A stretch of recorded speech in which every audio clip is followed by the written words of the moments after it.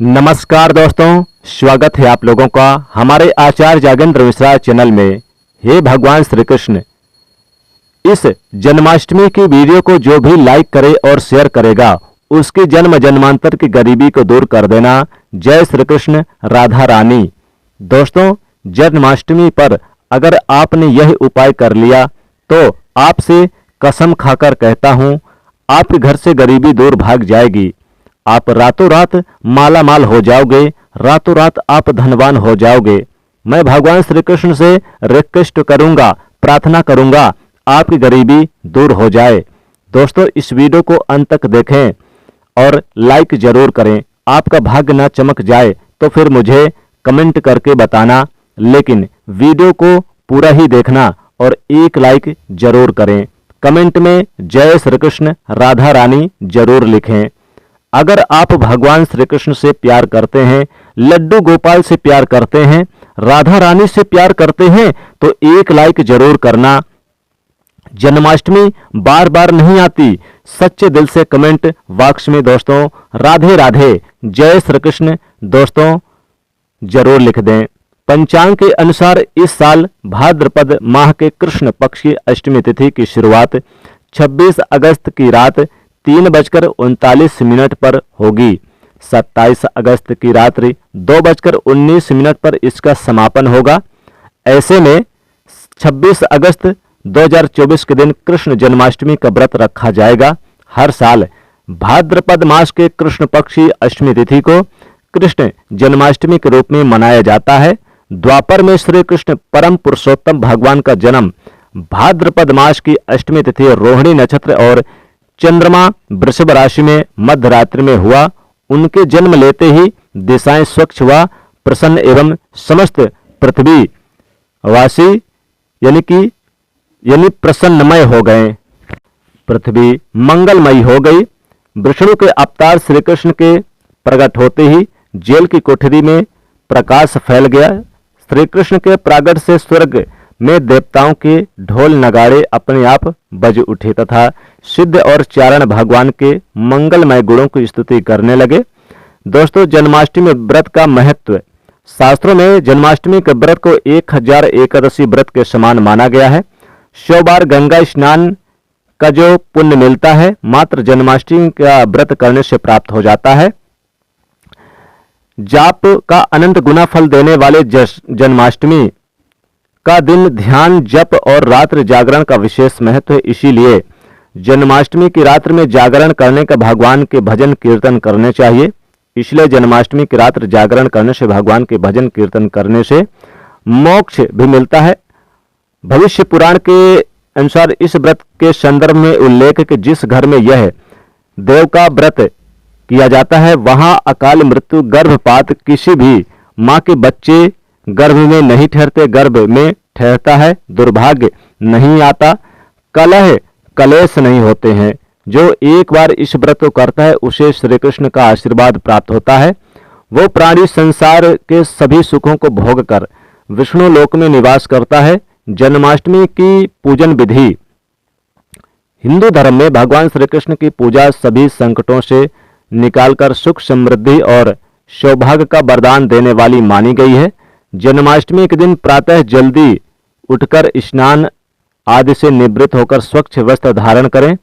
इसके बाद पूर्व या उत्तर की ओर मुख करके व्रत का संकल्प लें। अगर नॉर्थ ईस्ट में भगवान कृष्ण को लगाया जाए तो आप अपने यानी कि जीवन में धर्म में खड़े हुए हैं, धर्म युद्ध में खड़े हुए हैं, कर्म क्षेत्र में खड़े हुए हैं तो वहां आपकी जीत सुनिश्चित है और आपकी जितनी भी परेशानियां हैं उन्हें कान्हा दूर कर देते हैं। माता देवकी और भगवान श्री कृष्ण की मूर्ति या चित्र पालने में स्थापित करें। पूजन में देवकी, वासुदेव, बलदेव, नंद, यशोदा आदि देवताओं के नाम जपे। रात्रि में 12 बजे के बाद श्री कृष्ण का जन्मोत्सव मनाएं। दोस्तों, जन्माष्टमी पर कान्हा को पीले चंदन या फिर केसर का तिलक जरूर लगाएं। साथ ही साथ उन्हें मोर का मुकुट और बांसुरी जरूर अर्पित करें। लड्डू गोपाल को पंचामृत से अभिषेक कराकर भगवान को नए वस्त्र अर्पित करें एवं झूला झुलाएं। तुलसी डालकर माखन मिश्री का भोग लगाएं। तत्पश्चात प्रसाद का वितरण करें। दोस्तों, जन्माष्टमी कब है?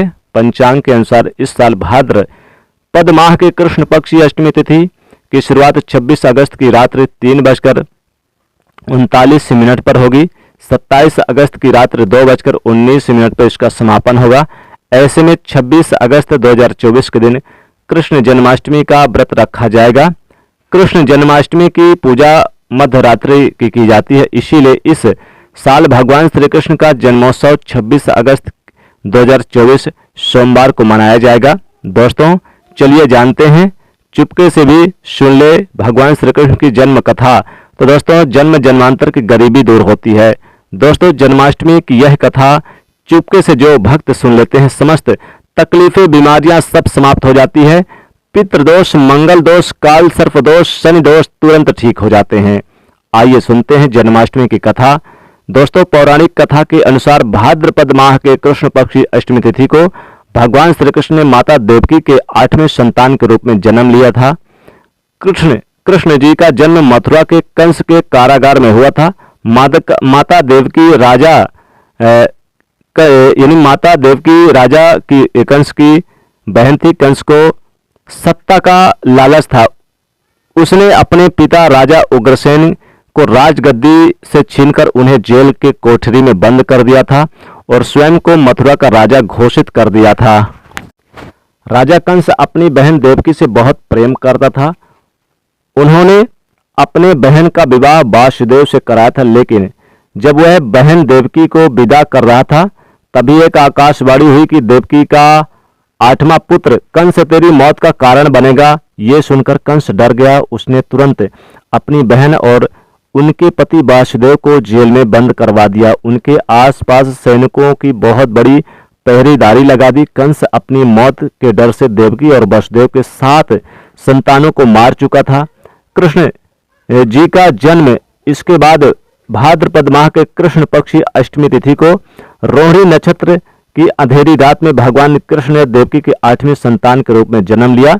श्री कृष्ण के जन्म लेते ही कोठरी प्रकाशित हो गई, प्रकाशमान हो गई। आकाशवाणी हुई कि विष्णु जी ने कृष्ण जी के अवतार में देवकी के कोख में जन्म लिया है। उन्हें गोकुल में बाबा नंद के पास छोड़ाए और उनके घर एक कन्या जन्मी है, उसे मथुरा लाकर कंस को सौंप दे। कान्हा चले गोकुल धाम। आकाशवाणी सुनते ही वासुदेव के हाथों की हथकड़ी खुल गई। सभी पहरेदार सोने लगे। कान्हा को एक टोकरी में बाल गोपाल को रखकर सिर पर रख लिया और गोकुल की ओर चल पड़े। कान्हा को गोकुल धाम ले जाने में वासुदेव को कई मुसीबतों का सामना करना पड़ा। रास्ते में यमुना नदी पार करते समय यमुना नदी उफान पर आ गई। फिर चरण स्पर्श करते ही वह पुनः शांत पड़ गई भगवान श्री कृष्ण के। इस प्रकार वासुदेव ने अपने पुत्र को यशोदा मैया के बगल में सुलाकर वहां से कन्या लेकर वापस कारागार लौट आए। तत्पश्चात जेल के दरवाजे अपने आप बंद हो गए और उनके हाथों में फिर से हथकड़ी लग गई। उसके बाद सारे पहरेदार भी उठ खड़े हुए। कन्या के रोने की आवाज आने लगी। सूचना मिलते ही कंस ने कारागार से कन्या को लाया और उसे मारने की कोशिश की, लेकिन वह आकाश में उड़ गई और बोली, अरे मूर्ख, मुझे मारने से क्या होगा? तुझे मारने वाला पैदा हो चुका है। इसके बाद कंस ने कृष्ण का पता लगाकर उसे मारने का खूब प्रयास किया। कई दैत्य राक्षस भेजे, लेकिन कृष्ण का कोई भी बाल बांका नहीं कर सका। अतः कृष्ण ने कंस का वध किया और उग्रसेन को पुनः राजा बना दिया गया। और इस प्रकार से श्री कृष्ण जन्माष्टमी की व्रत कथा पूरी होती है। दोस्तों ऐसी मान्यता है कि जन्माष्टमी के दिन इस कहानी को जो पढ़ता है या सुनता है, सारे व्रती के पाप धुल जाते हैं, जीवन की हर समस्या का समाधान मिलता है, साथ ही भगवान का आशीर्वाद सदैव बना रहता है। तो दोस्तों चलिए अब आगे बढ़ते हैं और जानते हैं कि वह कौन से उपाय करने हैं जन्माष्टमी के दिन। इसे करने मात्र से आपकी किस्मत चमक जाएगी। कृष्ण जन्माष्टमी के दिन घर ले आना, यह एक चीज किस्मत आपके दरवाजे पर खड़ी रहेगी और भाग्य का पूरा साथ मिलेगा। कृष्ण जन्माष्टमी के दिन भगवान श्री कृष्ण बाल गोपाल की एक फोटो चित्र जरूर लेकर आएं। अगर मूर्ति है, चांदी की मूर्ति या फिर पीतल की मूर्ति तो अच्छा है, नहीं तो आप एक फोटो जरूर लेकर आएं, बहुत ही शुभ होगा। कृष्ण जन्माष्टमी पर आप एक मुरली जरूर लेकर आएं और भगवान श्री कृष्ण जी को आप समर्पित कर दें। इससे आपकी समस्त मनोकामना पूरी हो जाएगी। भगवान श्री कृष्ण दौड़े दौड़े चले आएंगे आपके घर में और वास करेंगे। भगवान श्री कृष्ण को श्री कृष्ण जन्माष्टमी पर एक मोर का पंख जरूर लेकर आएं और उनको आप मोर का ये मुकुट जरूर धारण कराएं सर पर। अगर आप मोर लेकर आते हैं तो लगा दें, या फिर मोर मुकुट आप लेकर आएं, बाजार से मिल जाएगा, और उन्हें सर पे धारण कराएं।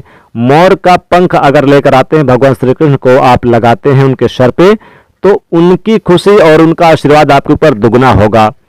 साथ ही भगवान श्री कृष्ण को श्री कृष्ण जन्माष्टमी पर चांदी का या फिर पीतल की गाय बनवाकर आप अपने पूजा स्थान पर रख दें। इससे भी भगवान श्री कृष्ण बहुत ही प्रसन्न होते हैं।